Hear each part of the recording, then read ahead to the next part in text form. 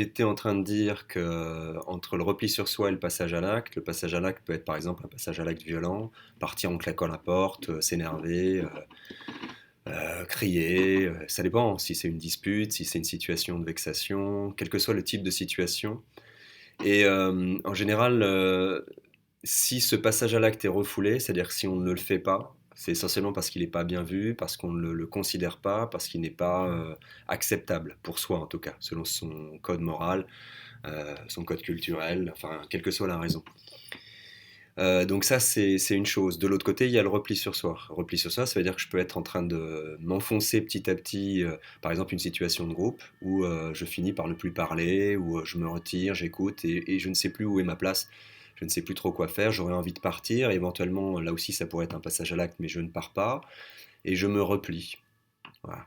Je sens dans mon corps quelque chose qui demande à se replier, qu'il se manifeste par le fait que je me mette en silence, ou tout simplement que je lutte contre, à essayer de dire quelque chose, à essayer de sourire, à essayer de plaisanter, mais ça a de moins en moins d'accroche, de moins en moins d'ampleur. Dans tous les cas, de toute façon, c'est désagréable, que ce soit un passage à l'acte dans un sens ou dans un autre, ou que ce soit simplement une disparition littérale, profonde, vous êtes là mais vous n'êtes pas là, c'est pas agréable. L'espace transitionnel, c'est un espace, comme qui dirait, non duel, c'est-à-dire où tout peut arriver. C'est-à-dire que vous pouvez à la fois être là, ne pas être là, vous mettre en colère, vous replier, ne pas vous mettre en colère, vous pouvez tout tester comme un acteur. Donc quand on est assis là dans le cabinet, on est dans un fauteuil, tranquillement, en relaxation, avec cette espèce de petite transe tranquille qui permet d'accéder de plus en plus profondément à la vérité, c'est-à-dire à la réalité de ce que j'aurais vraiment eu envie de faire si je me l'autorisais. Et à partir de là, le corps parle. Si c'est du repli sur soi, peut-être que le corps va avoir besoin de s'écrouler, de s'écraser, il va sentir un poids, il va sentir une crispation, il va sentir quelque chose. Si c'est de la colère, il va y avoir un volcan, il va y avoir de l'énergie, une boule de feu, quelque chose dans la gorge, quelque chose qui éventuellement s'étrangle ou qui a envie de crier. Quelle que soit la modalité de l'information qui se présente à vous, à partir du moment où vous l'écoutez, évidemment, si vous n'étiez pas dans un espace transitionnel, ce serait compliqué en situation sociale de se mettre à crier, de se mettre à se rabougrir comme ça parce que non mais t'inquiète pas, je suis en train de me replier. Évidemment, dans la mesure où les gens n'ont pas la compréhension de ce phénomène, ça va pas être simple. Mais par contre, dans un espace transitionnel thérapeutique, où c'est en plus accompagné par un être humain comme moi, qui sait que c'est juste, que c'est normal, et donc ça va être accepté profondément, à 100% accepté, ça devient une exploration type Christophe Colomb. C'est-à-dire on découvre une alternative à passer à l'acte dans le réel et imprimer quelque chose de violent, par exemple, ou disparaître et se sentir mal et juste être là, coincé dans son truc, dans son mal-être, sans pouvoir en parler. Là, ça devient possible d'en parler, ça devient possible de le vivre complètement. À partir de là, cette dualité n'est plus une dualité, puisqu'on peut vivre tout à la fois. On peut vivre à la fois un état et en même temps un autre. On peut alternativement en vivre un et réalternativement en vivre un autre. Ça pose aucun problème de se replier, de se déplier, en fonction de ce vers quoi l'inconscient, le corps vous amène. Donc, si par exemple je ressens un besoin, une violence magmatique, un peu d'énergie comme ça, parce que je me sens en colère, et en même temps, socialement, j'aurais pas montré, parce que je veux pas montrer que je suis vexé, je veux pas montrer que j'ai honte, je veux pas montrer que je suis énervé. Là, dans mon monde imaginaire, peut prendre un relais, c'est un circuit relais qui est en fait une continuité de l'inconscient, où je peux mettre en scène ce que j'aurais vraiment eu besoin de faire. Peut-être crier, peut-être frapper, peut-être me transformer en Hulk, peut-être sentir ce volcan dans mon corps. Volcan, c'est intéressant parce que c'est à la fois une métaphore, à la fois une image qui peut venir, et en même temps, souvent, ça traduit la réalité de ce qu'on ressent dans une montée de lave, comme de l'énergie, comme une, voilà, de l'œsophage, dans le sternum, dans le plexus, des boules de feu, des choses comme ça. Et donc c'est à la croisée des chemins entre le ressenti dans le corps et la possibilité de le visualiser. Quand vous visualisez quelque chose, vous faites comme un acteur. Ça a l'air d'être virtuel, mais en fait, c'est extrêmement réel. Le cerveau ne fait pas la différence entre une réalité virtuelle et une réalité factuelle, matérielle. Donc quand vous êtes en train de le vivre, vous êtes en train de le vivre. Ce qui fait une énorme différence par rapport à ce qui se serait passé dans la situation sociale classique, dans la réalité.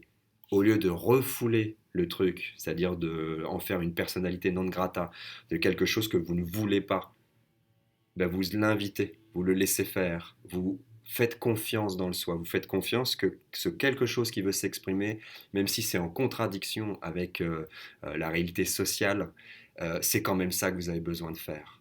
Et vous avez besoin de le faire en sécurité, dans un espace transitionnel où tout est possible. Quand vous le vivez, c'est comme si vous le vivez en réalité et ça vous permet de faire comme un brouillon, une étape pour pouvoir éventuellement commencer à élaborer d'autres solutions, d'autres possibilités. Ah ouais, en fait, je reconnais, là j'étais super en colère. Ah, je ne voulais pas le voir, ou là je me sentais super jaloux. Ou là, bah, en fait, ça m'a blessé. Tout simplement, ça a touché une blessure. C'est là que commence le travail thérapeutique.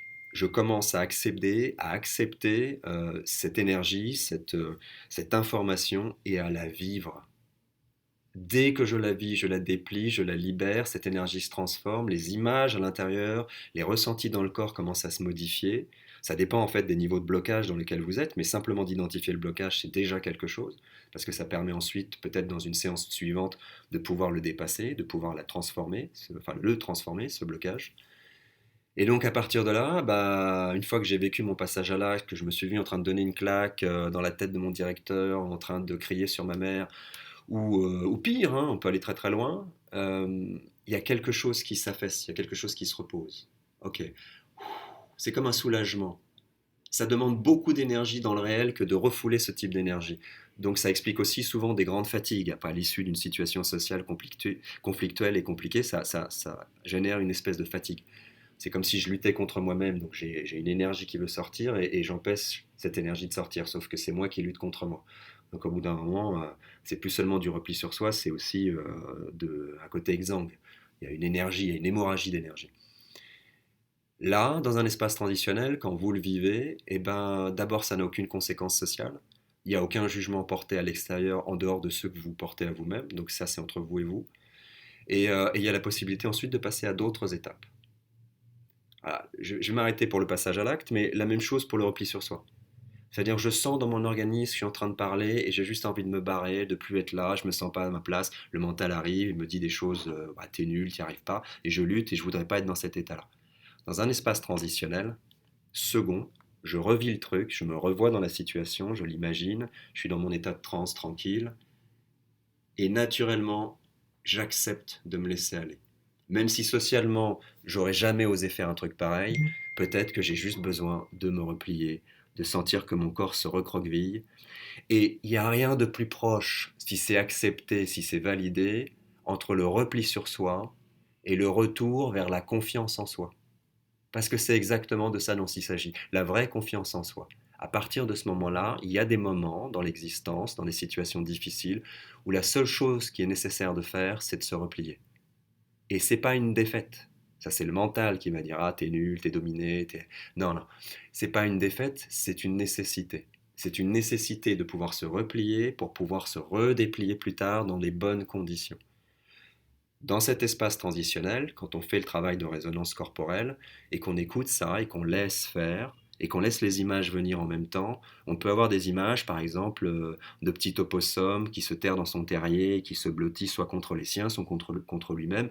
On peut avoir une image de bébé, ça c'est un grand hit, c'est-à-dire que beaucoup de gens voient ce truc fœtal dans lequel ils se retrouvent avec un jugement souvent, disant bah c'est pas bien, je devrais pas, je suis pas un enfant. Mais si l'organisme dit replie-toi sur l'essence, sur quelque chose de profond en toi, de ton être, dans lequel tu avais cette base, cette solidité, cette sécurité, tu as besoin de reprendre contact, de goûter à cette sécurité pour pouvoir le temps nécessaire ensuite t'en servir de base pour repartir dans de nouvelles manières, dans de nouveaux comportements, dans de nouvelles conditions.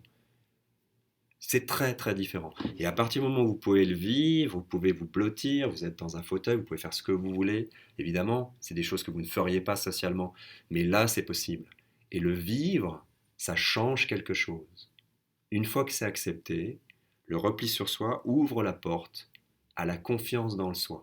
Je reprends confiance dans ce phénomène et à partir de cette base-là, ce sera beaucoup plus facile d'avancer et d'affronter des situations potentiellement conflictuelles ou difficiles.